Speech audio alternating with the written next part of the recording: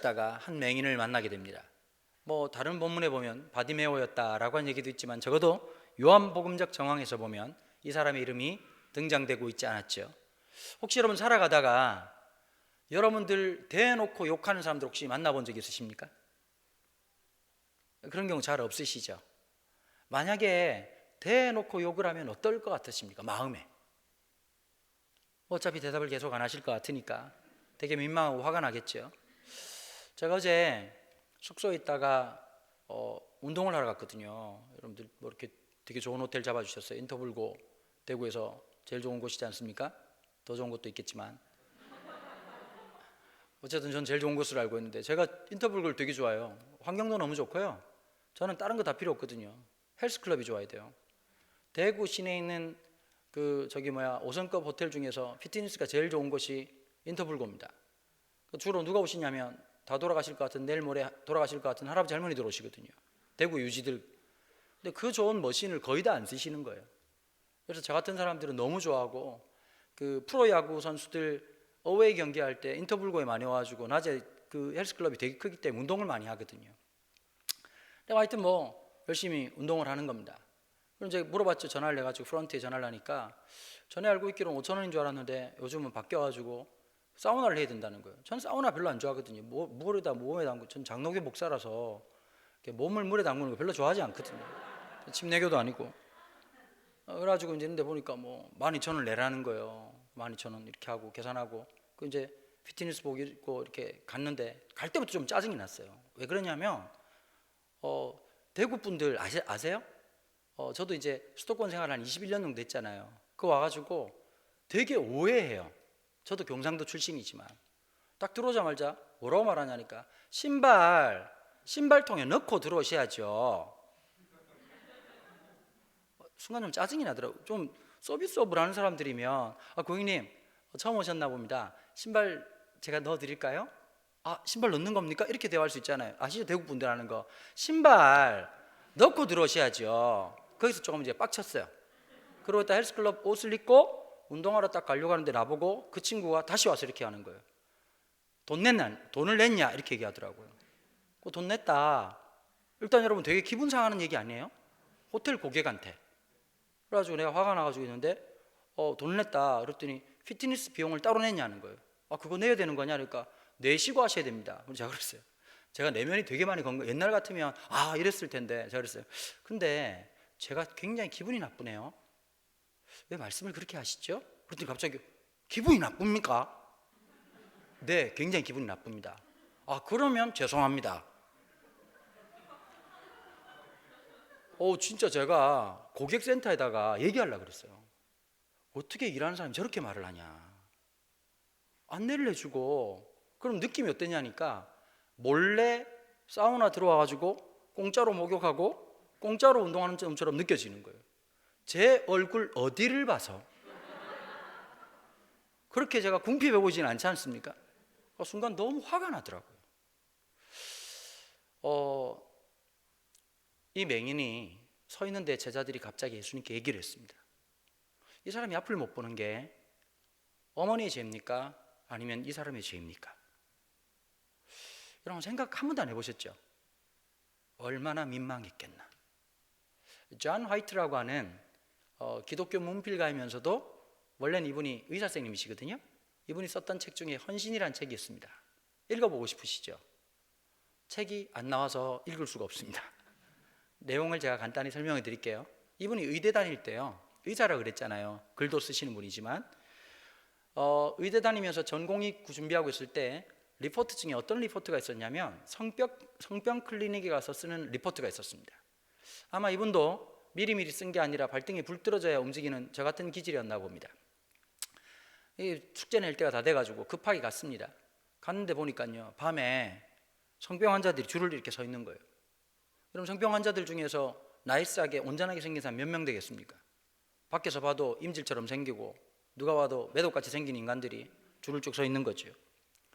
그래가지고 이제 간호사한테 가서 제가 리포트 쓰러 왔다 그랬더니 간호사가 쳐다보지도 않고 하도 그런 사람들이 많았나 봅니다. Shut up, 입 다물고 저기 가서 줄 서 있으라고 얘기한 거예요. 아무리 얘기하고 나 어느 의대 다니고 있고 리포트 쓰러 왔다는데 Shut up! Go on the line!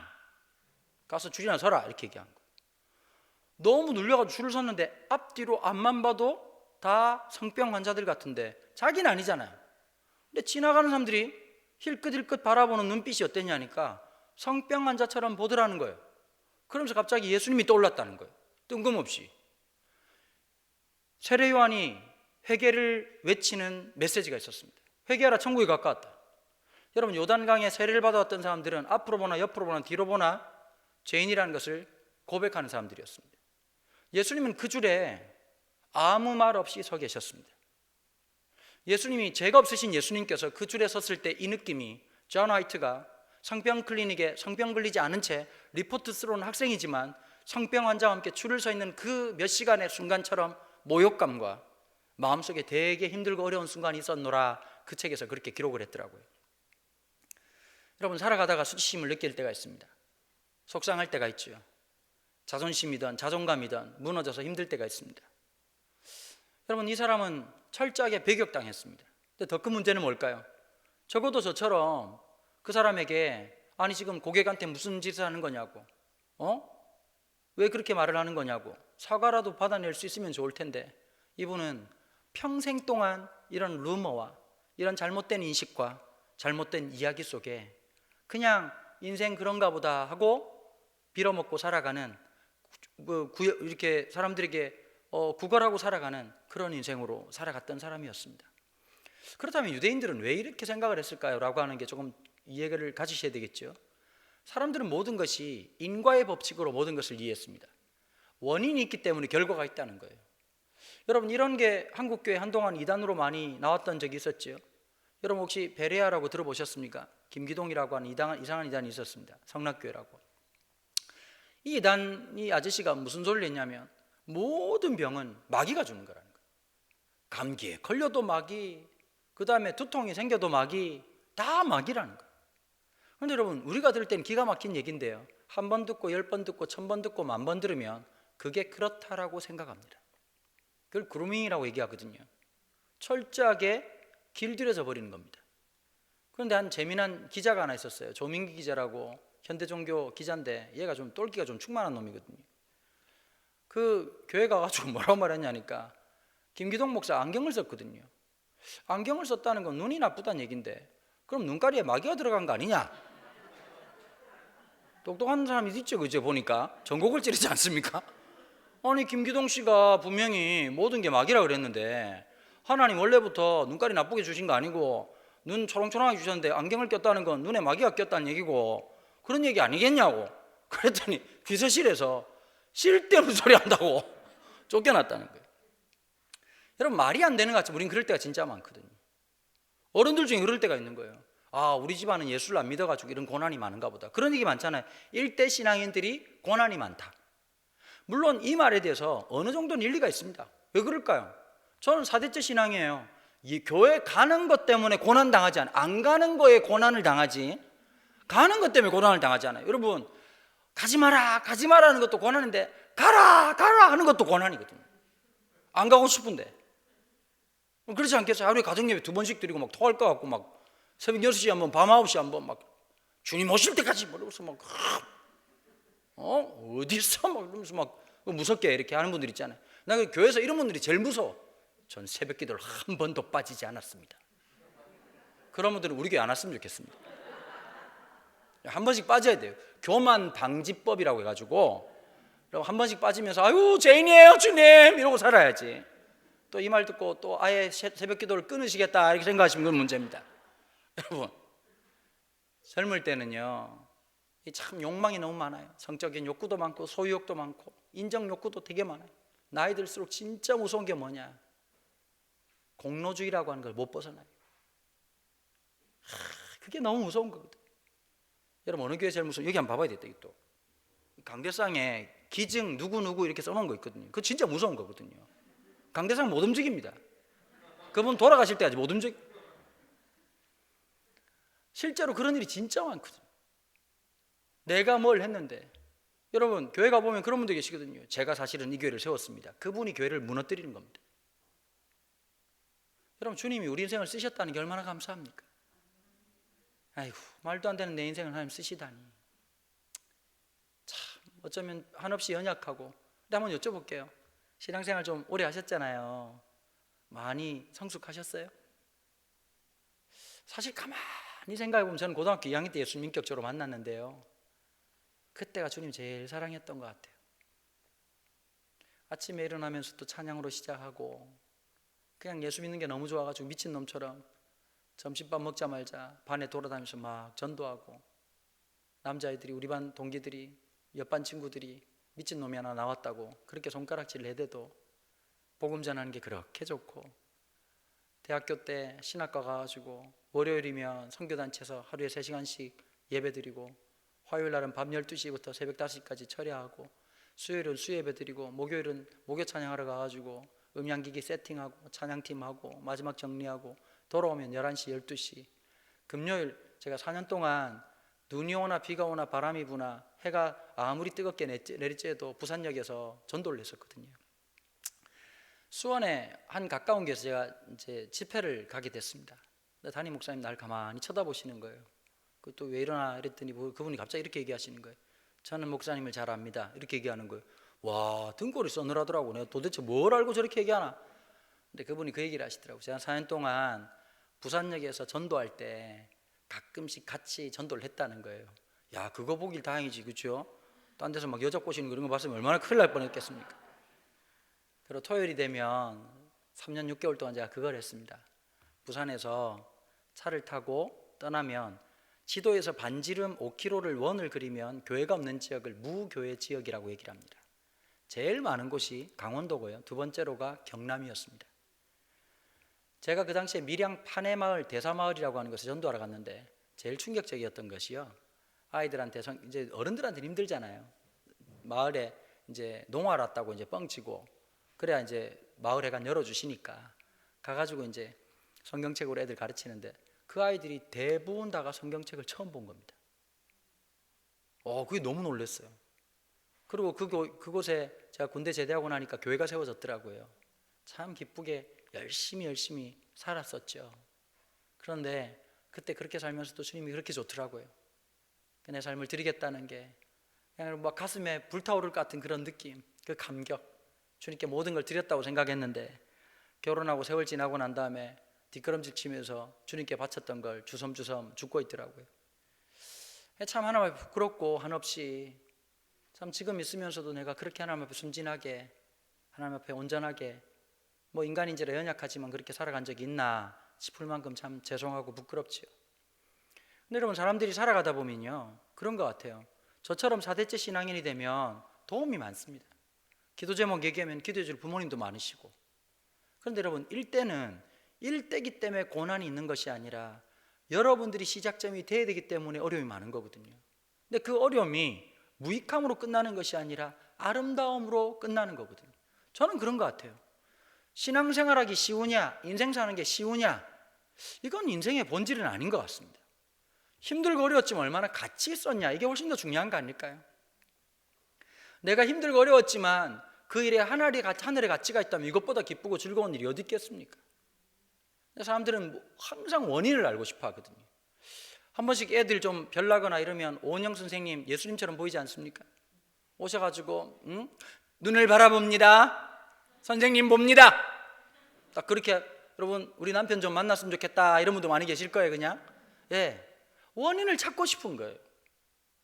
오늘도 아내랑 전화 통화를 하는데 지금 우리 나이에 그럴 나이는 아닌데 전화 통화를 40분 가까이 했거든요. 제가 말을 했겠습니까? 일방적으로 얘기를 한 거죠. 요즘 이제 아내가 이제 그 상담 전공했다 그랬잖아요. 그래가지고 이제 그 심리 분석하는 거 이런 걸 하는데, 하도 요즘 MBTI가 월풍이 부니까 MBTI를 조금 전형적으로 좀 이해를 해야 또 도움을 드릴 수가 있으니까 그 공부를 열심히 하고 있거든요. 그러더니 저보고 그러더라고요. 막 제일 눈에 띄는 게 누굴까요? 남편 자식 기질을 딱 보면 맞네, 진짜 그랬네, 막 이해가 되기도 하고, 내가 잘못됐구나 이런 걸 좀 깨닫기도 하나 봐요. 그 자기가 깨달은 걸 막 40분 동안 얘기를 하더라고. 보니까 당신은 이런 기질인데 내가 이렇게 해가지고 당신이 많이 힘들었겠네. 그리고 내가 속으로 이때 말을 똑바로 해야 된다, 잘못하면 안 된다, 그래 이제 알았냐, 이런 순간 끝나는 거고, 아니야, 당신은 잘하고 있어. 이렇게 얘기를 해야 연명이 가능한 거거든요. 1박 2일 사는 거 아니지 않습니까, 여러분? 앞으로 살 날이 그냥 아직 많이 남아 있습니다. 그런데 여러분, 사람들은 항상 그런 것 같아요. 원인을 찾고 싶은 거예요. 남편이 왜 그런 행동을 하는지, 자녀들이 왜 그런 행동을 하는지, 왜 내 몸이 아픈지, 왜 이런 고통을 당하는 건지 알고 싶은 마음들이 모든 사람들에게 있지 않습니까? 그 당시도 마찬가지였던 거예요. 특별히 왜 유대인들은 이런 사고방식이 있었느냐, 엄마의 뱃속이라는 공간을 어떻게 이해했길래 어머니의 뱃속에 있을 때 엄마가 잘못한 건지 얘가 잘못한 건지라고 물었느냐, 이건 어디로 거슬러 가느냐, 창세기로 거슬러 갑니다. 여러분 아시죠? 야곱의 어머니 리브가를 잘 아시죠? 그 남편 이름이 누구였습니까? 토스트로 유명하셨던 이삭이라는 분이었거든요. 웃으셔야 돼요, 여러분. 그 리브가가 뱃속에 아들이 둘이 있었어요. 우리 목사님 얘기 들으니까 많이 슬프더라고요. 아들이 둘이라는 얘기를 듣고. 우리 딸이 학교 끝나자마자 저한테 전화를 하거든요. 아빠 이러면 막 우리 딸 전화 왔어? 그러고 막 얘기를 해요. 그러니까 막 그게 되게 부러우셨나 봐요. 여러분 아들들은 전화 오지 않습니다. 돈 필요할 때만 연락이 옵니다. 5만 원만 주세요. 입금 부탁드립니다. 근데 아들 둘이 뱃속에서 있는데 보통 여러분 아들 키우는 게 힘들잖아요. 우리 교회 부목사님들이 좀 독특하더라고요. 수석 부목사님은 전체 행정 맡고 있는 부목사님은 아들이 셋이에요. 듣기만 해도 슬프잖아요. 청년 부목사님은 딸만 셋이에요. 근데 이번에 딸 둘이었는데 셋째를 임신했는데 살짝 두 명이서 기대를 했는 거예요. 딸 둘이니까 아들 하나 있으면 참 좋겠다. 근데 하나님은 참 특징이 있죠, 그죠? 골고루 안 주시고 몰빵으로 주시거든요. 그러니까 사모님 살짝 이렇게 마음이 아들이었으면 했는데 또 딸이라 그러니까 그랬나 봐요. 근데 부목사님 참 지혜롭더라고요. 갑자기 이렇게 하는 거예요. 우리 이 목사님 집을 봐라. 아들 셋이 낳겠냐, 딸 셋이 낳겠냐. 그랬더니 사모님이 할렐루야, 감사합니다 주님 라고 생각하는 거예요. 확실히요, 아들 셋 있는 집은 사모님 눈빛이 퀭합니다. 반면에 딸 둘 있는 지금 셋 있는 집은 보면 사진을 찍어도 인스타를 봐도 샤방샤방 뭐 이렇게 아빠 뭐 이러고 이제 이렇게 하고 막 진짜 그런 거예요. 차이가 나는 거예요. 더 문제는 뭐냐, 싸우고 개판호 문제니, 동생이 형 때리고 막 그냥 뭐 서열 파괴, 그 다음에 라면 한 그릇 놓고 서로 처먹겠다고 난리고 막 개판호 문제. 여러분 아들 두 명이 태어나서 싸우면 그것도 꼬라지 보기 싫은데 이놈의 형제지간 어떻게 됐냐니까 뱃속에서 싸웠다. UFC 붙은 거예요 그냥. 그럼 막 너무 놀라서 리브가가 뭐라고 말하지? 어찌미뇨? 그래가지고 아마 그 당시에도 아마 기도 많이 한 영빨 좋은 권사님이 있었나 보지요. 가가지고 기도하더니 뭐라고 하니까 이는 뱃속에 두 나라가 있음이라. 큰 자가 작은 자를 섬길 것이요. 진 표정이 그 책 어디에 있습니까? 이 표정인데 창세기에, 창세기에. 이야 놀랍네. 어떻게 표정이 저렇게 놀라우신지. 제가 말을 좀 잘하는 거지, 그죠? 아유, 스토리텔링엔 따라올 사람이 누가 있겠습니까? 근데 이제 그 전통부터 시작해가지고 어떤 게 되냐니까 뱃속에서부터 싸움이 시작됐다라고 하는 유대적 전통이 생기기 시작한 거예요. 그러다 보니까 장애를 갖고 있는 사람들을 향해서 불쌍히 여기는 마음보다 뭐냐면 죄가 원인이라고 하는 생각 속에서 있는 거예요. 그러니까 이 사람들은 장애를 갖고 있는 1차적 고통뿐만 아니라 2차적으로 사람들의 평가, 그리고 3차적으로는 이런 장애를 갖고 있는 사람들은 예루살렘 성전 안으로 들어갈 수 없는 결격 사유가 됐습니다. 그러니 여러분 늘 욕을 듣고 살아가는 것이 일상적이었던 거죠. 여러분 이게 있습니다. 세상의 모든 사람들이 아무리 손가락질한다 할지라도 부모에게 경건한 거룩한 사랑을 그리고 건강한 사랑을 받은 사람들은요 내면이 진짜 건강해서 힘이 납니다. 넌 할 수 있을 거다. 잘해왔잖아. 제가 요즘 우리 아들한테 제일 많이 하는 말이거든요. 신혼아 너 잘하고 있어. 요즘 제가 어떻게 하니까 칭찬을 많이 해주라 그래가지고 우리 교회에서 베이스 치거든요. 우리 아들이 잘 쳐요. 우리 나중에 더 푸른 게 구독하지 않으셨어요? 보시면 찬양팀 잘하거든요. 확실히 그런 건 있어요. 수도권이라 그런지 다 전공하는 친구들이 되게 많아서 진짜 잘합니다. 근데 베이스를 드럼 치는 형도 거의 전문가 수준으로 치지, 키보드 치는 애들 다 작곡가 출신이지, 그 다음에 실용음악 하는 친구들이지, 기타 치는 형도 실용음악 하는 친구지. 그러니까 그 틈바구니에서 우리 아들이 막 죽으라고 열심히 노력해가지고 잘 따라간단 말이에요.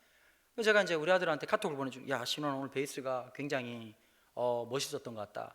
박자가 굉장히 잘한 것 같다. 이렇게 쭉 얘기를 하는 거예요. 칭찬을 해주면 그런가요? 그러면서 막 이렇게 한단 말이에요.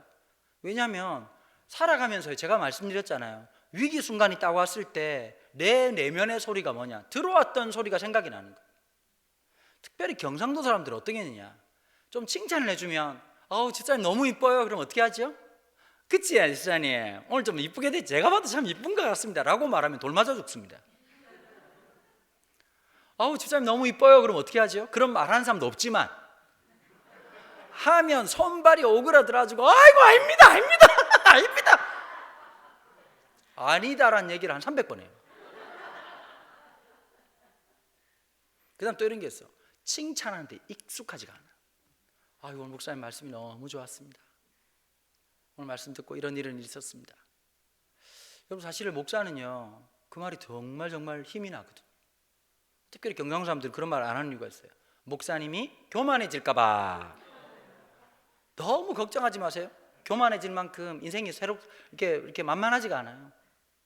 사실은 위로가 필요하고 격려가 필요한 거잖아요. 수고한다는 거, 지도자가 된다는 거 참 되게 힘들고 어려운 일입니다. 왜 힘든 일이냐, 이런 게 있어요. 저를 좋아하는 분도 있지만 안 맞는 분도 더러더러 있으시거든요.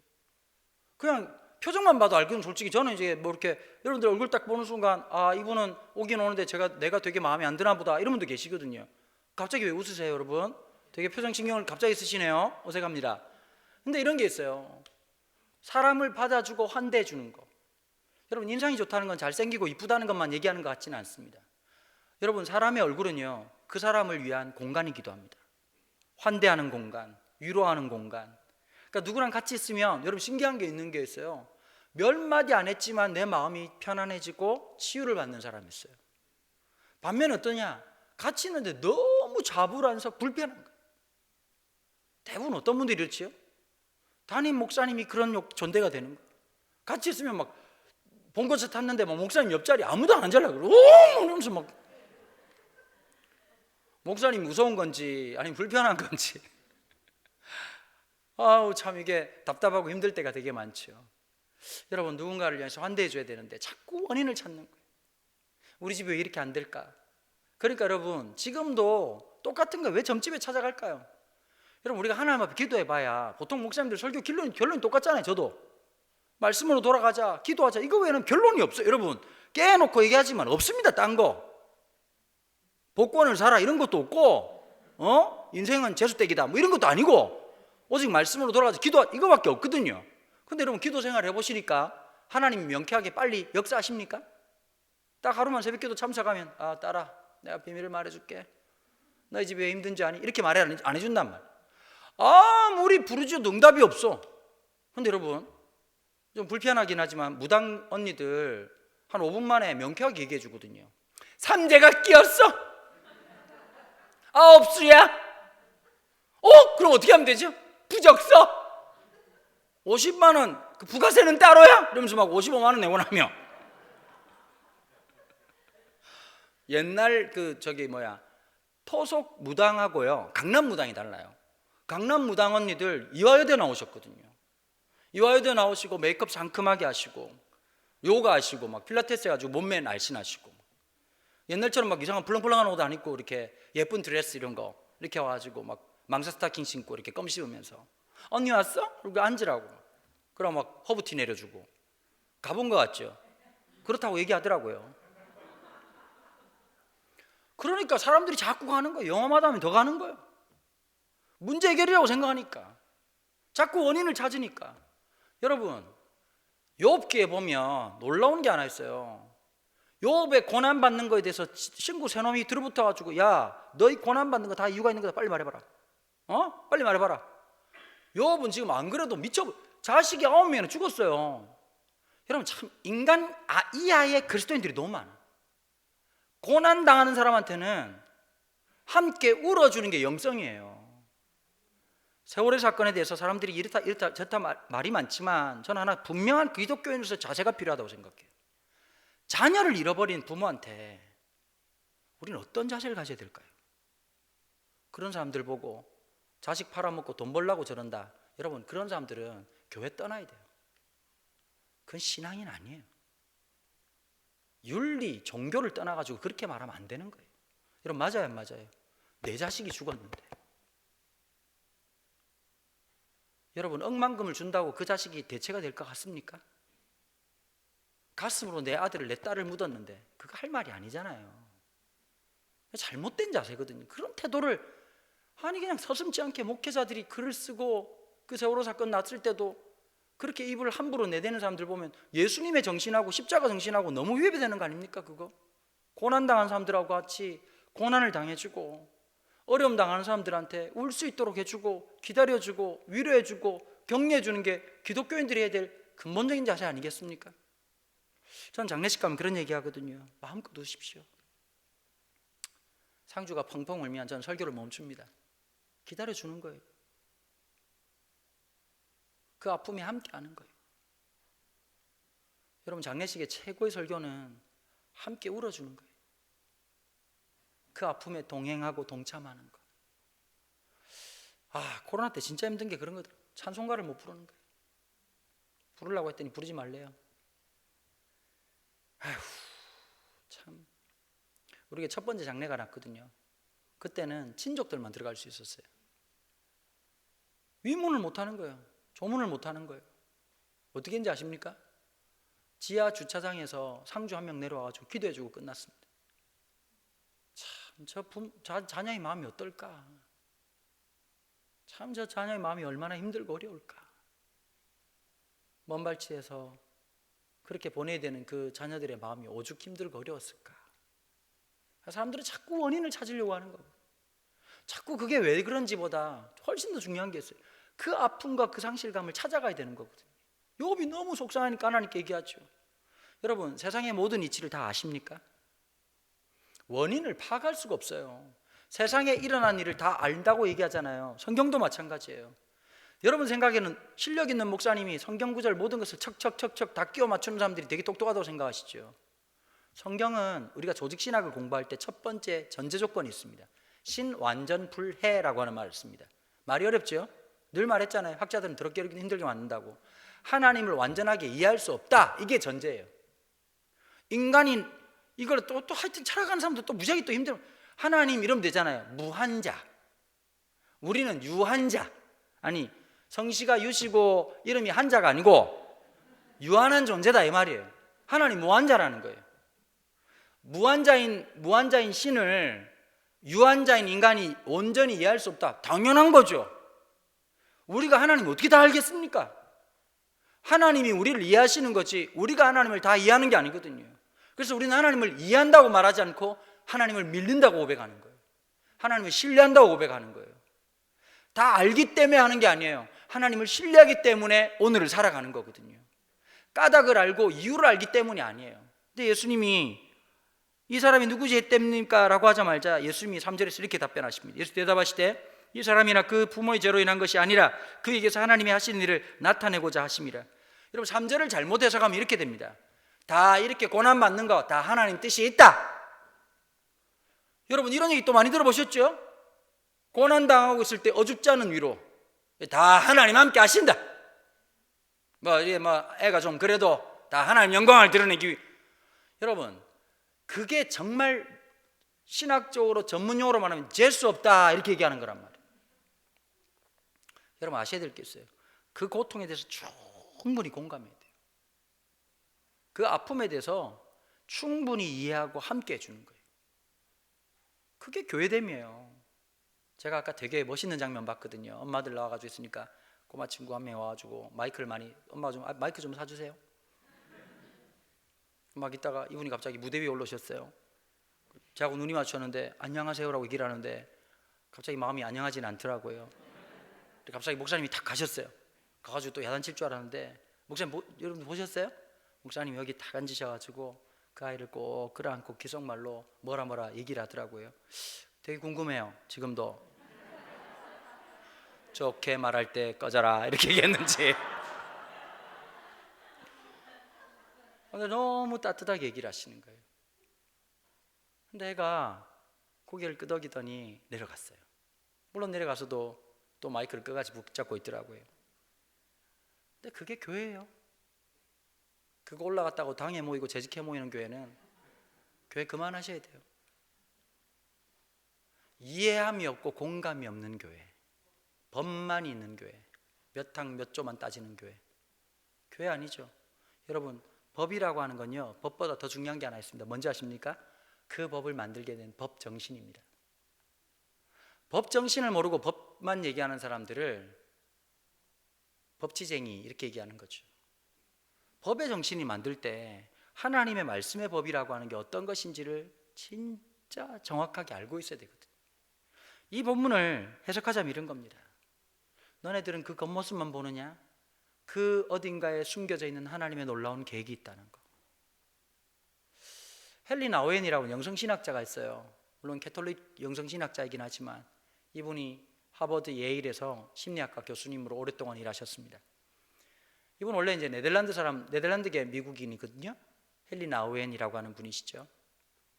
이분이 썼던 책 중에 아담이라고 하는 책이 있습니다. 이분이 대학교를 은퇴하고 난 다음에 내 삶을 어떻게 살까라고 고민하다가 캐나다에 있는 데이브레이크이라고 하는 그 지체 부자의 아들 공동체에서 함께 했던 적이 있었습니다. 근데 하필이면 이분이 어떤 친구를 만났냐면 아까 말했던 책 제목 아담이라고 하는 아이를 만나게 됩니다. 근데 이 아담이라는 아이가 그 공동체에서 제일 장애 정도가 심한 아이였던 겁니다. 대소변은 물론이고요, 음식조차도 유동식 외에는, 아주 연하게 걸어놓은 음식 외에는 삼킬 수가 없는, 그냥 눈만 떠 있고 숨만 쉬고 있는 그런 아이였습니다. 여러분, 이런 아이를 만날 때 어떤 마음이 가끔씩 들지 않으세요? 하나님 왜 이런 아이를 태어나게 하셨을까? 여러분, 말하지 않지만 마음속에 의문부호 하나씩은 있을만 하지 않습니까? 근데 이 헨리 나우엔이 이 아이를 맡았는데 아니나 다를까 너무 힘들었던 겁니다. 굉장히 관념적으로 접근을 했는데 실제적으로 돌보고 섬긴다는 것, 누군가의 대소변을 받아낸다는 것, 그 아이를 돌본다는 것, 내 아이라도 쉽지 않은 일인데 굉장히 힘든 일이었습니다. 그런데 이 일을 한 달, 두 달 하고 난 다음에 헨리 나우엔이 놀라운 사실 하나를 발견했습니다. 뭐냐면 이 책에 이렇게 기록하고 있습니다. 나는 몇 달 동안 아담에게 주신 하나님의 놀라운 은사를 발견하였다. 아무것도 알 수 없는 아이가 무슨 은사가 있단 말입니까? 근데 헨리 나우엔 이렇게 얘기하는 거예요. 아무리 기도해도 내 마음에 평안이 생기지 않았는데 아담과 3분만 5분만 있으면 나도 모르게 놀라운 마음의 평안이 생긴다.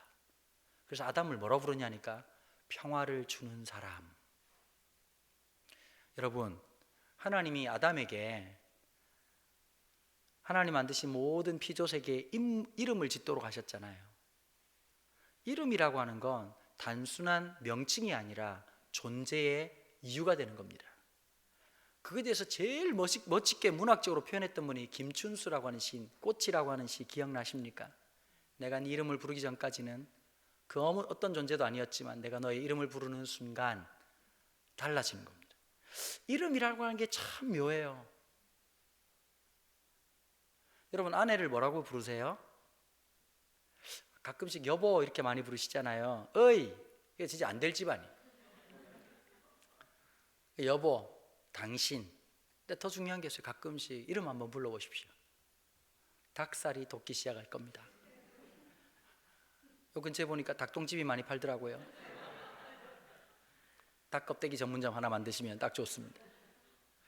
그런데 여러분, 이름을 불러준다는 건 참 중요한 일입니다. 사람의 이름을 불러준다는 거. 근데 그 이름이 뭐죠? 아담을 향해서 새로운 이름, 평화를 주는 사람.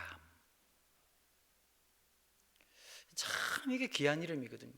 전 제 이름에 대한 불만이 되게 많았어요. 원래 우리 집안이 은자 돌림이 없습니다. 원래 저희 아버님 때가 거룩할 성자거든요. 근데 저희 아버지하고 저희 큰아버지만 이길 승자예요. 왜 이길 승자를 썼냐면 일제 강점기 말년기에 아버지 어머니가 큰아버지하고 아버지가 태어나셨어요. 저희 큰아버지 1940년생, 저희 아버지 1944년생. 물론 제가 볼 때 호적이 늦게 된 것 같아요. 그러니까 80이 됐는데 지금 44년생이니까 옛날에 다 그랬잖아요. 일본 또 아이즈켄에서 태어나셨어요. 저희 할아버지 징용으로 끌려가가지고 죽다 살아나신 슈퍼맨 같은 분이거든요. 그러니까 일본 놈들한테 하도 학대를 당하니까 일본 놈한테 제발 이기라고 이길 승자를 준 거예요. 우리 아버지는 이길 승자에다가 상줄상자, 이기고 상도 받아라. 우리 큰아버지는 일본 놈한테 세 판 이겨라, 강승삼이라. 그 할아버지 예수 믿고 난 다음에 이제 손주들 이름을 짓는데 돌림자 다 없애버리고 그냥 뭐 부적, 뭐 호적 이런 거 다 이렇게 태워버리고는 뭘 하셨냐니까 은혜 은자를 쓴 거예요. 하나님의 은혜로 살아라. 그래서 저희 아버지가 오남 이녀에 두 분 더 계신데 먼저 돌아가시고 그분들 빼고 오남 이녀인데 그런 이제 사촌들이 태어나잖아요. 저희 아버지가 넷째 아들이란 말이에요. 그러니까 괜찮은 이름들은 여러분 강은 뭐 하는데 그 앞에 있는 형들 다 태어나 좋은 거 다 가져가 버린 거예요. 근데 좀 촌스럽긴 해. 첫 번째 형 이름이 강은근이에요. 은혜의 뿌리가 되라. 뜻은 좋은데 은근이 뭡니까? 은근이 남자 이름이에요. 이름이 보면 되게 우습거든요. 보면 은자 붙이고 참 쉽지 않잖아요, 그렇죠? 근데 제가 진짜 강원도는 이건 아니거든요. 어릴 때 진짜 놀림 많이 강원도냐, 뭐 은자만 빼면 강도다, 뭐. 그래 너무 열받아가지고 아버지한테 한번 얘기를 했어요. 도대체 이름을 누가 만들었냐 그랬더니 내가 만든 게 아니라 네가 할아버지가 만들었다는 거예요. 그 할아버지는 쫓아가가지고 할배 이름을 왜 이래 만들어가지고 사람을 힘들게 만드냐 했더니 야, 네 이름이 얼마나 좋은 이름인지 뭘 아냐? 할배가 3일 금식하고 지었다. 내가 와이고 일주일 금식했으면 이름이 뭐가 튀어나올지 모를 판이네. 네 이름이 좋은 이름이다. 할아버지 강원도가 뭡니까? 그랬더니 하는 말이 너는 하나님의 은혜의 길이 되는 인생 살 거다. 지나 보니까 그 할아버지의 말을 해주기 전까지 내 이름이 되게 안 좋게 느껴졌거든요. 근데 할아버지가 너는 많은 사람들에게 하나님의 은혜를 전하는 길 같은 사람 될 거다. 평생이 살아가면 살아갈수록 제 이름이 너무 좋은 거예요. 남들이 볼 땐 촌스럽고 또 하나가 좋은 게 하나 있어요. 한 번 들으면 까먹기가 쉽지 않다는 거예요. 여러분 다른 사람들 이름 보면 만날 때마다 이름이 이러면 김지영이요? 이러면서 막 똑같이 얘기하잖아. 우리는 한 번 말하면 죽기 전까지 까먹기가 쉽지가 않아요. 강은도라는 이름이 거의 없거든요. 흔한 이름이 아니에요. 흔한 이름이. 그러니까 이름이라고 하는 게 그런 의미가 있잖아요. 그 가치를 만들어준다는 게 하나님의 뜻이 있다는 거예요. 그 사람이 비록 장애가 있을지 모르고 그 사람의 비록 인생이 힘들고 어려울지 몰라도 우리가 왜 인간의 존엄성을 가지고 그 사람을 대하느냐, 하나님이 창조하셨다는 거예요. 사람의 기준으로 여러분 봐보세요. 잘생겼다 못생겼다라고 하는 것도 인간의 기준이잖아요. 그렇지 않나요? 조선시대 때 잘생겼다 이쁘다라고 하는 개념하고 지금하고 같나요? 달라요. 옛날에는 어떤 얼굴 좋아하죠? 와 이거 얼굴이 달팽이 같네. 요즘은 달팽이 같다는 말은 저주입니다. 저주. 대가리가 크다 이런 뜻이거든요. 옛날엔 달팽이 좋아했다고 막 그렇게 막 듬직하네. 요즘은 듬직한 사람 여러분 변사체로 발견되기 때문에 안 좋아합니다. 덜 먹는 게 더 중요하고 사람들마다 다 가치 기준이 있단 말이에요. 여러분 또 똑똑한 게 더 좋은 게 아니에요. 여러분 집에 헛똑똑이들 많으시잖아요. 학교 다닐 때 공부 잘하고 그 위로 돈 못 버는 안타까운 사람들 많거든요. 서울에 서울대학교 나온 게 재앙인 사람들이 있어. 보면 계속 만나는 사람마다 서울대학 나왔다니 그 얘기만 할 얘기 없어. 여러분 오늘 있는 사람은 과거를 얘기 안 합니다. 그 사람의 시점을 보면 지금 현재 상태와 심리를 정확하게 알 수 있습니다. 여러분 오늘 있는 사람은요 항상 뭘 얘기하는지 아세요? 내일을 얘기해요. 그런데 만약에 오늘이 없고 내일이 없는 사람들은 항상 어디를 얘기하느냐? 과거를 얘기하거든요. 첨언해서 먼저 말씀드릴게요. 요즘 레트로가 유행이에요. 레트로라고 하는 게 뭐냐? 제가 쉽게 설명드릴게요. 지금 말을 못 알아들으시니까. 이런 거예요. 경제가 잘 돌아가고 미래가 아주 그냥 환하게 보이면 사람은 과거보다는 현재보다는 미래를 얘기합니다. 그렇죠? 앞으로 얘기를 합니다. 지금 현재 전 세계적으로 어떨까요? 우리나라만 힘들까요? 전 세계가 다 힘들어요. 여러분 이런 게 있어요. 우리나라만 경제 안 좋은 거 아니에요. 한국만 집값 뛴 거 아니에요.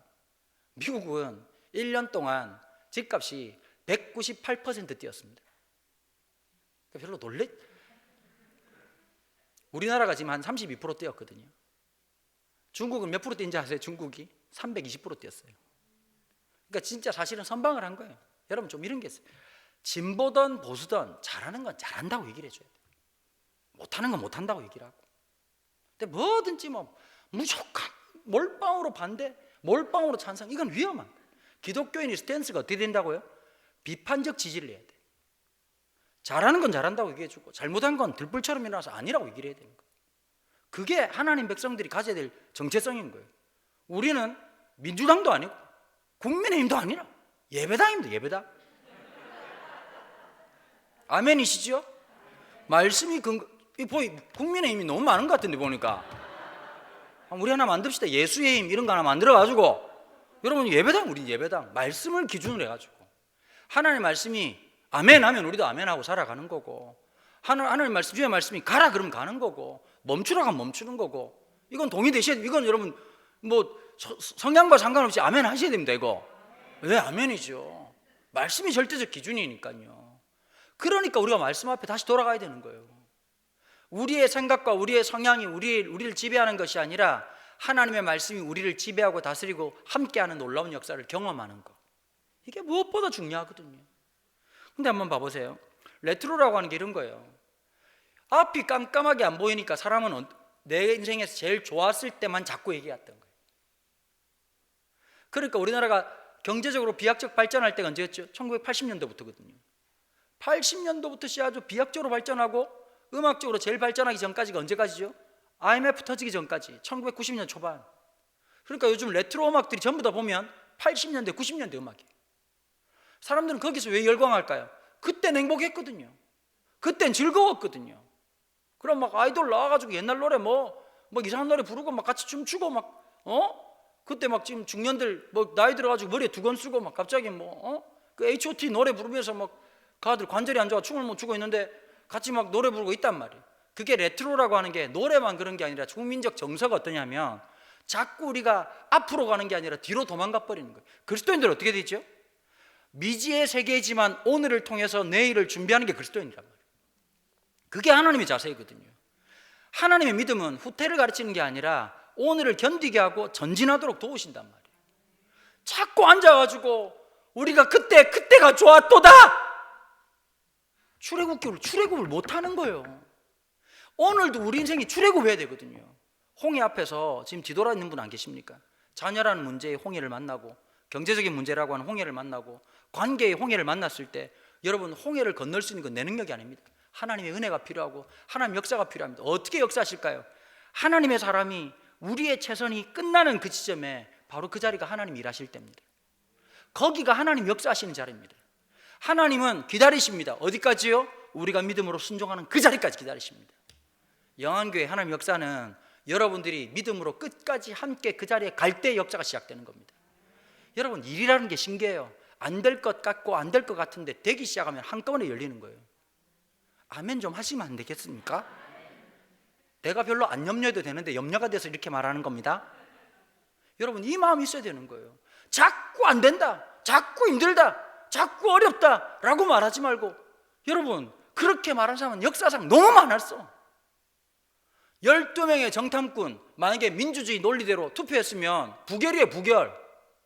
12명의 투표 선거인단 중 10명이 반대표를 던져서 부결되었습니다. 근데 하나님 누가 역사하셨죠? 여호수아와 갈렙에 또 하나가 있어. 나는 갈렙이 진짜 대단한 것 같아. 둘 다 하나님의 편에 섰어요. 그러면 지분을 반반씩 나눠줘야 되는 거 아닙니까? 여호수아는 그래도 반장하고 부반장하고 다 해먹었어. 갈렙은 여러분 인생에 갈렙들이 있거든. 보면 열심히 했는데 그냥 늙어간 거야. 85세까지. 여러분 갈렙이 힘들지 않았겠습니까? 이렇게 생각을 안 하니까 성경을 볼 때마다 새롭고 늘 새롭고 그런 게 다 생각하는 거지. 갈렙이 그러면 삐딱해질만도 하잖아요. 여러분 갈렙이 어떻게 보면 여호수아 안티 될 수 있는 제일 큰 가능성 아니겠습니까? 절마 내하고 같이 안 갔나? 가데스 바네아 있을 때 새끼 절저 벌벌 떨 때 내가 손잡아주면서 두려워하지 마라 새끼야 괜찮다 이래가 있으면서 내 때문에 글마 영향받아가지고 딴 새끼들 막 그 소리하고 있을 때 내가 큰 소리 쳤더만 여호수아가 그 옆에서 형님 말이 맞습니다 이렇게 해가지고 있다가 저래가 절마 모세 죽고 난 다음에 하나님 잠시 이렇게 나를 내가 그때 화장실 갔거든. 그래 하나님 내가 못 봐갖고 절마 저래 대통령 안 됐나? 충분히 상상 가능하시죠? 예. 그런데 여호수아가 어떤 일이 있었죠? 여호수아가 위기에 봉착한 거예요. 처음에는 의기 좋게 막 올라갔다가 가나안 7종족들의 저항이 너무 거셌단 말이에요. 철병과 900성을 가지고 끝까지 저항하니까 점점 처음에는 잘 올라가고 있다가 점점 두려워 떨고 있을 때, 사람들이 발발 떨고 있을 때, 정치적으로 위험을 당하고 어려움을 당했을 때 갈렙이 바짝 일어나죠. 내게 저 산지를 주소서. 가장 여러분, 또 우리 갈렙 형님 뽑기도 더럽게 못했어요. 평지를 뽑아야 되는데 3만 대 1을 뽑았. 갈렙 마누라가 얼마나 욕을 했겠습니까? 저 인간은 재수가 저렇게 없어요. 여호수아는 반장하고 부반장하고 대통령하고 다 해먹는데 이 인간은 뽑기도 손가락이 휘지는지 뽑아도 3만 대 1을 뽑아가지고 저 썩을 인간 심어도 올라가다가 자빠지겠네. 근데 그 산지를 달라는 건 지분을 요구한 게 아니에요. 나에게 이런 힘을 주신 이유가 있다. 그 위기당한 땅, 아무도 나서지 않으려고 하는 저 산지를 내게 주소서라고 딱 얘기하면서 상황의 역전을 이루기 시작하거든요. 전 여기에 갈렙 같은 어르신들이 많기를 축복합니다. 함께 일어나는 거예요. 하나님의 일을 기대하는 사람들, 아멘.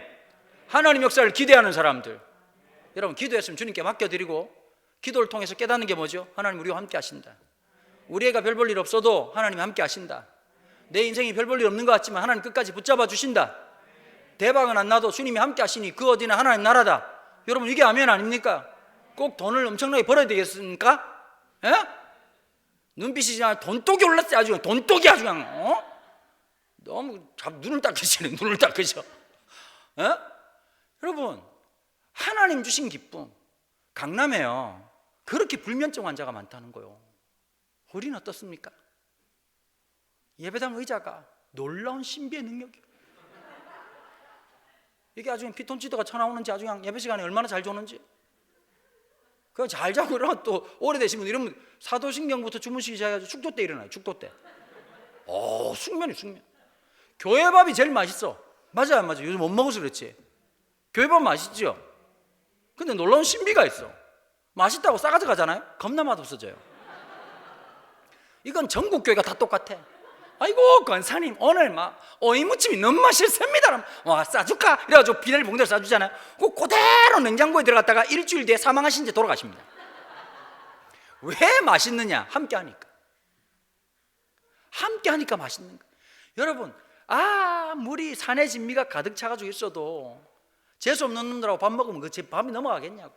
앉아가지고 그래도 웃고. 여러분 솔직히 제가 코미디언보다 훨씬 웃기거든요. 아니 이렇게 재밌는 사람 잘 없잖아요. 보면 언제 이렇게 영안교회 드디어 웃음복이 터져가지고, 원래 더럽게 안 오신다면서요 보통. 끝까지 이렇게 서로 이렇게 보니까 정이 잘 안 돼가지고 우리 교회가 맞나 싶고 이렇게 막. 근데 여러분 이런 게 있어야 돼요.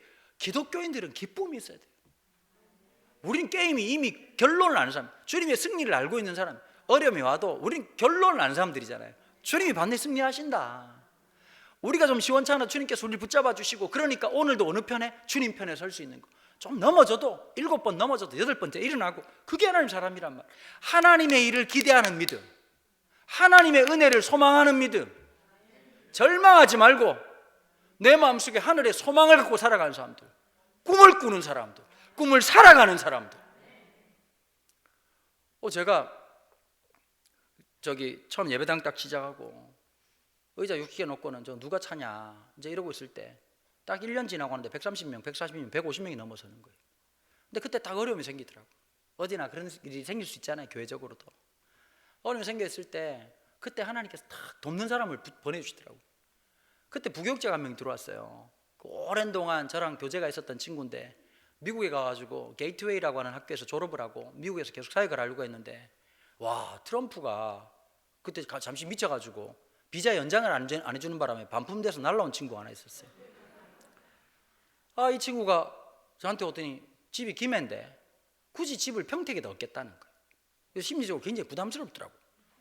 그래서 이제 둘이서 이제 서로 말을 못하는 거예요. 왜냐하면 이 친구가 앞길이 창창한데 이런 개척교회 오겠나라는 생각을 했고, 이 친구는 자기는 오고 싶은데 목사님이 나 같은 놈 받아주겠네. 서로 마음을 이렇게 먹고, 원래 그런 스타일이 아닌데 상황이 애매하니까 말을 삥삥 돌리다가 국밥 먹으면 30분 동안 얘기를 했어요. 딱 얘기했다가 내가 딱 때려서, 야 주연아 굶어 죽어도 같이 하자 그랬더니 갑자기 목사님 목숨을 걸겠습니다 들어온 거예요.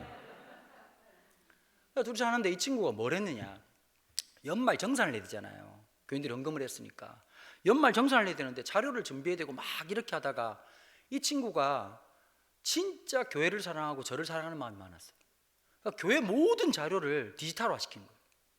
어느 정도 했느냐, 와 일주일 만에 뭐 주보라고 뭐 교회를 너무 개척교회 할 일도 없는데 우린 주보도 없거든요.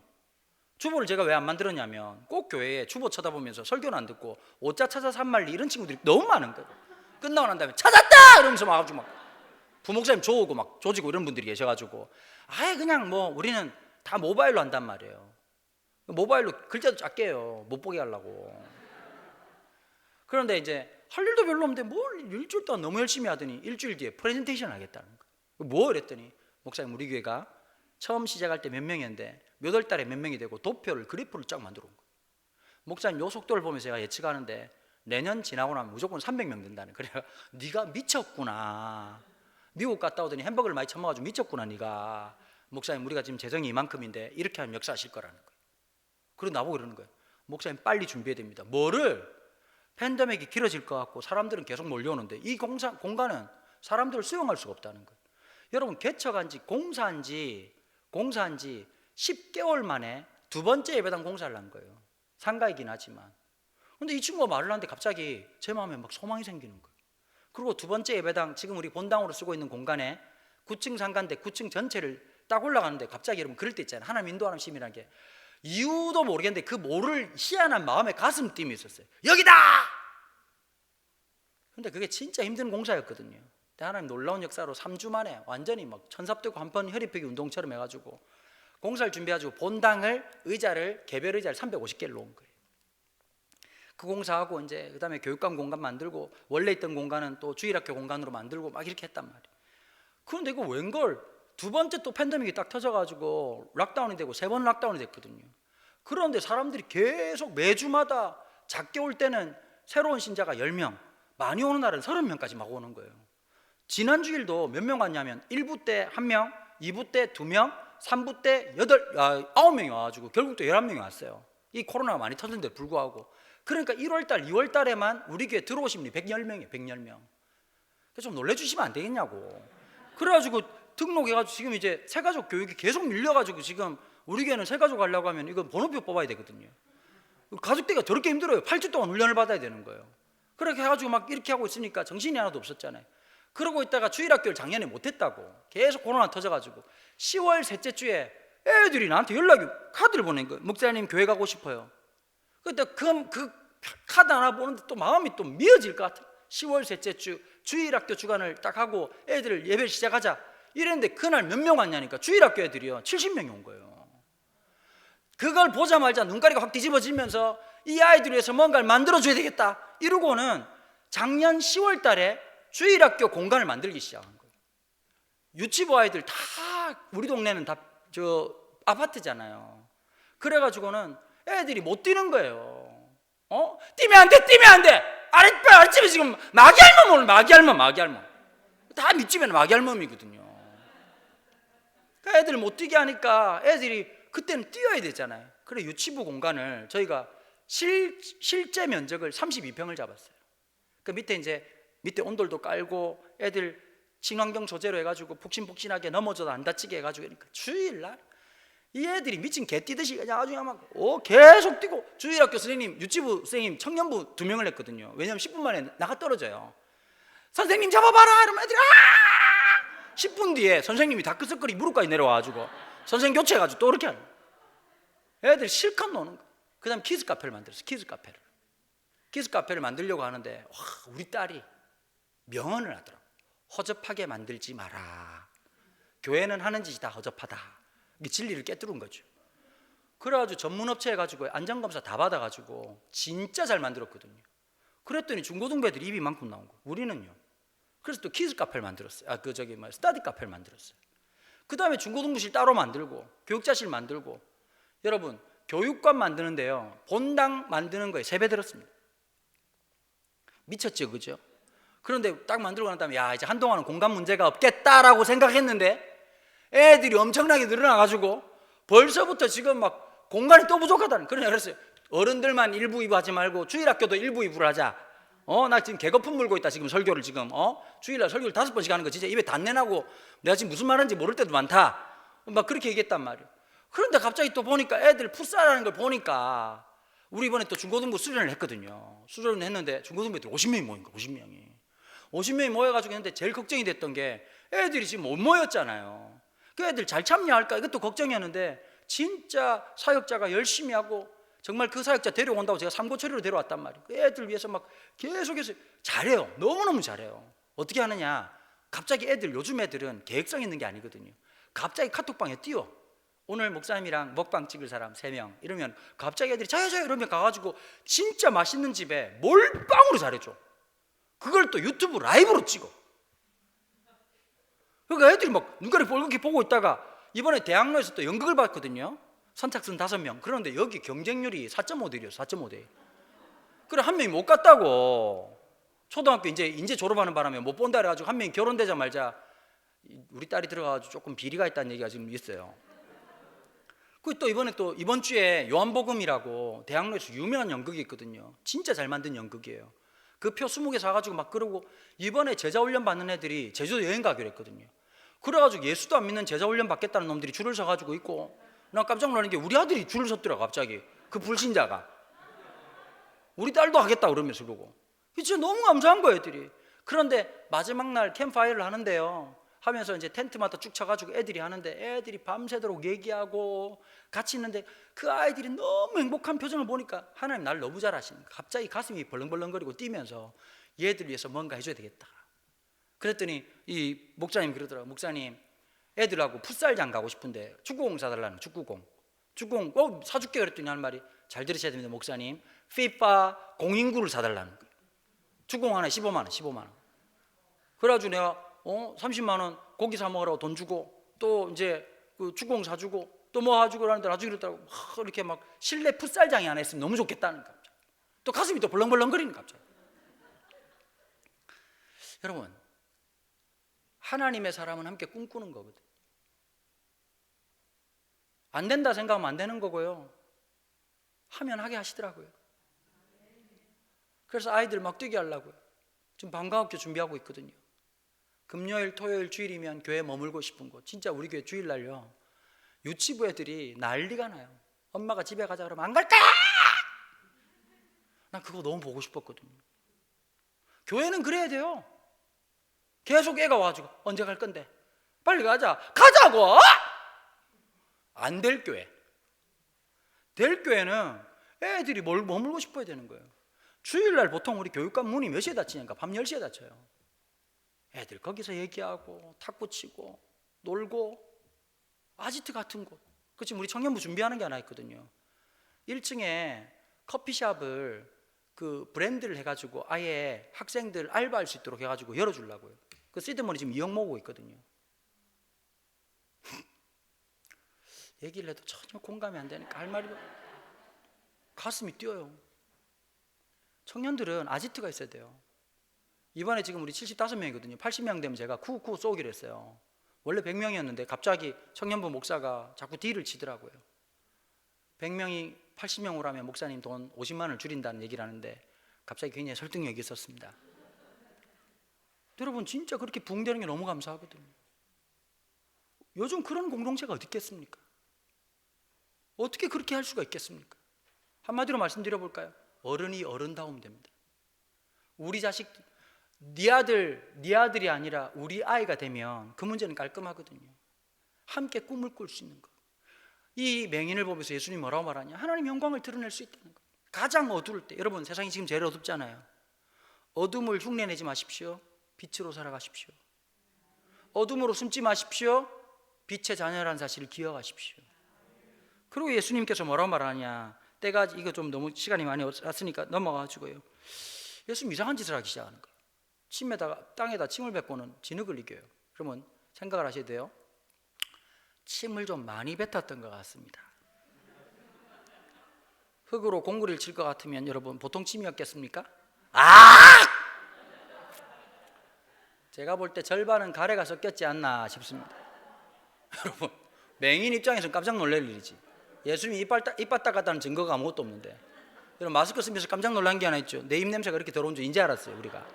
그런데 뭔가 찝찝한 게 뭐를 뱉더니 뭘 부비적부비적 그러더만 눈에 쳐바르고는 설마 저 더러운 걸 내 눈에 쳐바르겠나 생각했는데 발라놓고는 실로암 가요. 씻으라.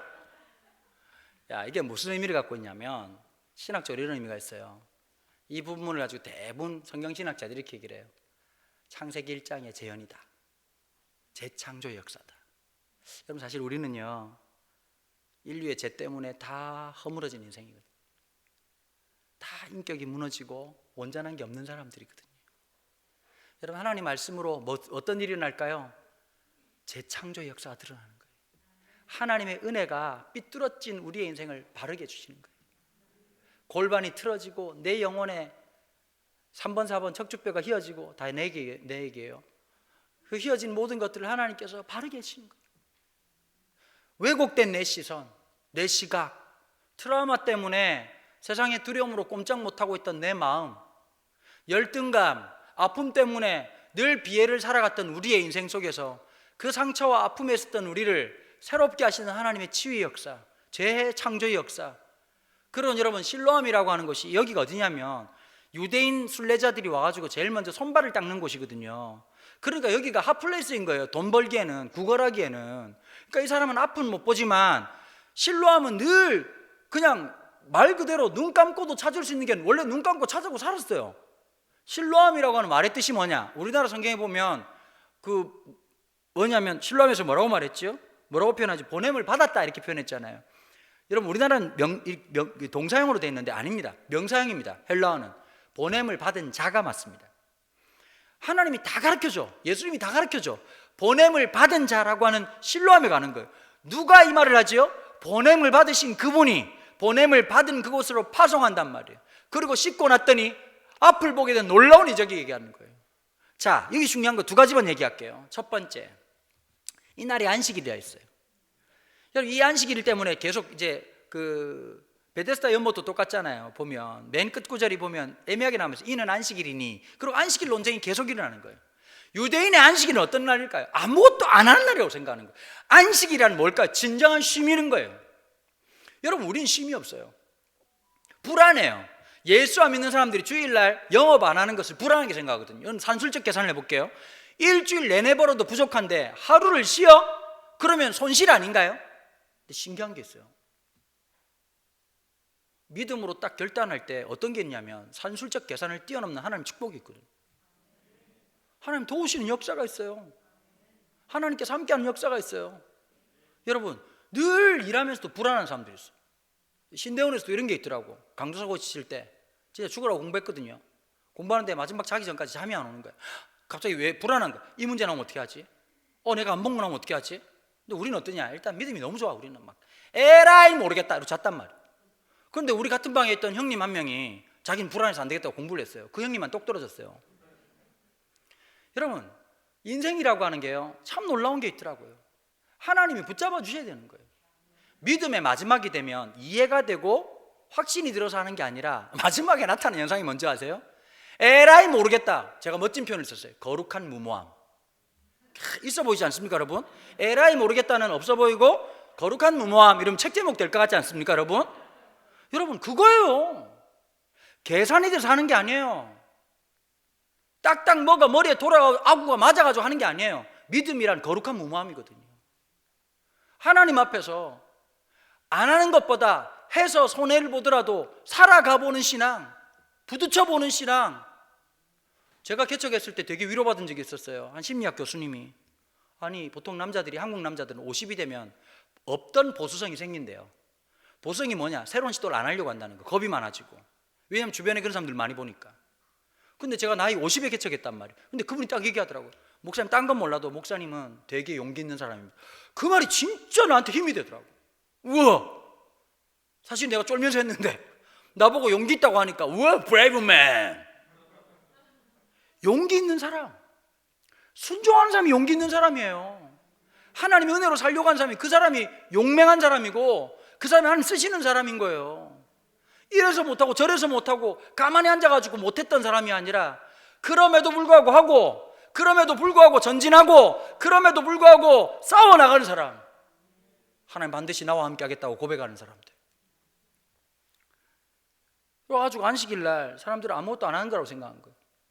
와서 묻는 거예요. 야, 어떤 놈이 네 눈을 이렇게 했냐? 여기 중요한 면 있죠. 8절에 보면 이웃 사람들과 전에 그가 거린인 것을 보았던 사람들이 이르되 이는 앉아서 구걸하는 자가 아니냐? 경상도 말로 뭐죠? 절마 저거 저 앉아갖고 한 푼 줍시하던 걸마 아이가? 그랬더니 9절에 어떤 사람은 그 사람이라 하며 어떤 사람은 아니라, 어떤 사람들은 맞다 가 맞다 와이고야 세상에 놀랄 일이 다 있대 이러고 한 명 또 뭐라고 아니다 아 새끼 눈치 아이고 참 자가 뭐 갔노 둘이 난리가 난 거예요. 전 이거 질문하고 싶어요. 예수 믿고 나면 AD, BC가 있어야 돼요. 옛날에 여러분들을 만났던 사람들이 와 당신 맞냐? 작년에 제가 그런 일이 있었어요. 제가 제일 인생 속에 제일 흑역사가 초등학교 다닐 때였거든요. 초등학교 때 제가 진짜 찌질이었거든요. 근데 갑자기 한 놈한테 카톡이 왔어요. 혹시 강은도 목사님이십니까? 맞다고. 기억나냐고. 내가 누구라고. 초등학교 6학년 때 반장인 거예요. 네가 어떻게 연락을 했니? 지금 네가 몰라서 그렇지 우리 초등학교 동창 카톡방이 난리 났다는 거예요. 이 강은도가 우리가 아는 그 강은도가 맞냐? 유튜브 설교가 막 떠돌아다니면서 어떤 이는 그라 하고 어떤 이는 그가 아니라 하되 우리가 확인하기 위해서 그 교회를 방문해도 되겠냐? 동창 4명이 온 거예요. 와, 제가 설교할 때 떨어본 적이 없거든요. 10,000명이 모여도 20,000명이 모여도 저는 무대 체질이 안 떨어요. 걔들이 딱 왔는데 갑자기 30몇 년 전으로 돌아가면서 진짜 찐따 같았던 내 인생으로 돌아가는 것 같더라고요. 근데 나중에 예배 끝나고 나서 얘기를 하는 거예요. 여자애들이 그러더라고요. 여자애들이 좀 조숙하잖아요. 그때도 초등학교 6학년 때인데도 자기들이 걱정을 했다는 거예요. 저거 인간 돼야 될 텐데. 학교에서 늘 선생님한테 두드려 맞고 저렇게 하고 살아가는 거 뭐가 되겠나. 근데 나중에 얘기하더라고요. 제가 이래봬도 사립학교 출신이에요. 우리 어머니가 집어넣어놓고 학비를 안 줬어요. 졸업식 날 다 줬어요. 그 전날까지 얼마나 좋아도 터졌는지. 전학을 하면 될 거 아니야 그랬잖아요. 등록금을 내야 전학이 된다 그래가지고 못하고 끝까지 갔어요. 그러니까 제 반 아이들 중에 여러분 양말 구멍 난 거 신는 놈 나밖에 없었고 도시락 못 사들고 다니는 놈 나밖에 이해가 안 되는 거예요. 그러니까 다 애들 중에 아버지 약사 아니면 의사 변호사 이런 사람들이었거든요. 그러니까 걔네들은 다 인생 다를 줄 알았거든요. 딱 모여서 얘기를 하는데 난리도 아니더만. 야, 그 인생 속에서도 이 예배당 오기까지 얼마나 사연이 많은지요. 제가 깨달은 게 하나 있습니다. 여러분 예수를 만난 사람은요 전부 다 사실은 새롭게 하소서 간증자입니다. 사실 우리 다 다니엘 기도의 간증자예요. 왜 못 나오시느냐? 말을 겁나 재미없게 못해서 못 나오는 거지. 사실 우리가 예수를 만났다는 게 기가 막힌 얘기잖아요. 마지막 결론입니다. 요한복음 9장은요 요한이 기록했습니다. 자, 요한이 보통 주후 예수님 오시고 난 다음에 80년, 70년 말부터 이렇게 기록했다고 생각하거든요. 그러면 여러분 이 본문에 중요한 게 있어요. 바리새인이 2번이나 이 맹인을 소환합니다. 누가 이런 일을 했느냐? 부모도 분위기가 묘하고 바리새인들이 죽일지 모르겠다고 얘기하니까 발발 떨면서 야, 입 다물어라. 예수란다 옛자도 내지 마라. 젊아도 우리 죽이려고 난리가 났다. 그런데 마지막까지 항변한 사람이 누구냐면 맹인입니다. 그리고 예수님이 마지막에 나타나서 맹인이 만나지요. 네가 메시아가 온다는 걸 아느냐? 압니다. 네가 그를 보았다. 그럼 나중에 뭐라고 말하죠? 주님이시여 그리스도니이다. 여러분 요한은 의도적으로 이걸 기록한 거예요. 예수의 제자라고 생각했던 제자들은 십자가 앞에서 다 도망갔어요. 저는 9장을 이렇게 썼어요. 요한의 뒤늦은 반성문. 사실 우리는 이 사람 세워놓고 개무시했다. 예수님 이놈 이거 앞을 못 보는 거 누구 죄입니까? 인간 취급을 안 했는데 진짜 예수의 제자는 이 친구였다. 말씀의 결론입니다. 여러분 우리가 진짜 주님의 제자인지 아니면 오히려 예수님이 힘들게 하는 사람들인지 잘 생각해야 됩니다. 오늘도 우리가 새로워져야 돼요. 하나님의 재창조의 역사가 있어야 돼요. 하나님의 은혜가 우리의 눈을 띄워주고 우리의 생각을 새롭게 해주고 우리의 트라우마를 치료해주고 우리의 연약함을 띄어내서 하나님의 사람다운 용맹과 하나님의 사람다운 신앙의 고백과 그런 은혜를 살아가는 저와 여러분 되기를 주님의 이름으로 축원합니다. 이 시간 다 같이 한번 기도하실까요? 말씀을 기억하시면서요, 하나님 저 좀 재창조해 주십시오. 제 상처, 내 마음의 아픔, 내 마음속의 두려움, 염려, 주님 재창조해 주셔서 주님 앞에 거룩한 무마음을 살아갈 수 있도록 은혜를 베풀어 달라고 오늘 말씀 들은 대로 기억하시면서 함께 기도해 주시고요, 여러분 특별히 새롭게 출범하는 정부를 위해서 하나님 진짜 하나님 두려워하고 우리가 우려하고 있는 신천지의 이상한 작동들이 없게 해주시고 미신짓거리 하는 것들이 사라질 수 있도록 하나님 모든 이 역사에 하나님 이 정부 가운데 하나님의 역사해 주시고 하나님 붙잡아 달라고 기도해 주시고요, 우리 다음 세대를 위해서 기도해 주십시오. 특별히 요한교회를 위해서 기도할 때 하나님 예배당만 재건축되는 것이 아니라 교회된 우리가 새롭게 창조되고 새롭게 빚어지는 역사가 있도록 하나님 함께하여 주옵소서. 영적인 리뉴얼이 일어날 수 있도록 하나님 함께 해달라고 이 시간 다 같이 함께 기도하고자 이렇게 돌아가도록 하겠습니다. 기도하시겠습니다. 주님 감사합니다.